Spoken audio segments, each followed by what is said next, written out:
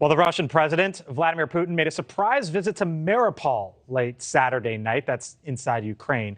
It's believed to be Putin's first trip to the newly occupied territory. Mariupol is a Ukrainian port that was captured by Russia. According to the Kremlin, Putin made a spontaneous decision to drive around the city. He also reportedly met with top military commanders in a Russian city just east of Mariupol. Now, tomorrow, Putin is set to meet with the Chinese president Xi Jinping in Moscow. That visit will be a show of support for Russia. According to a senior Kremlin aide, the two presidents will sign joint declarations announcing the deepening relations of an all-around partnership and strategic communication, end quote. Now, China has already shipped rifles, drone parts, and other military equipment needed for military purposes. Joining me now to talk about this is the executive director of the National Security Institute, Jamil Jaffer. Hi there, Jamil. Nice to hear from you. Hey, good to hear from you as well. Yep. First off, this is a pretty big meeting. When you talk about Xi Jinping and the Russian president, Vladimir Putin, why do you think this is taking place right now?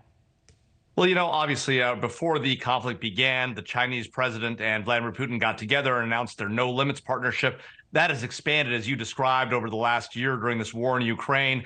We've seen the Chinese provide both lethal and non-lethal assistance, as well as other equipment for military purposes to the Russians. There's now been some discussion potentially of the Chinese providing more lethal equipment. On top of that, you know that the Chinese president has not yet referred to the Chinese invasion of Ukraine as an invasion. And so it's clear that the Chinese government is demonstrating its support for Russia, but it also is trying to claim to be a peacemaker. Right. Of course, that peace is going to take place on Russian terms.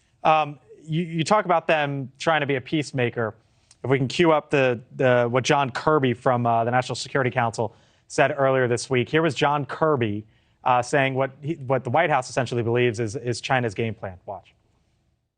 It would be a classic part of the China playbook to go into a meeting like this and come out of it saying, look, we're the ones, we're the ones calling for an end to the fighting and nobody else is. You think that's what's going to happen here?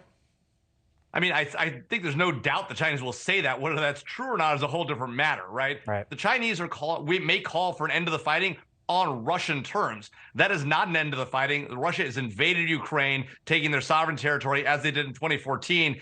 Any end to this conflict has to involve the Russians giving back that sovereign territory to Ukraine. Otherwise, Ukrainians won't be satisfied, and they shouldn't be.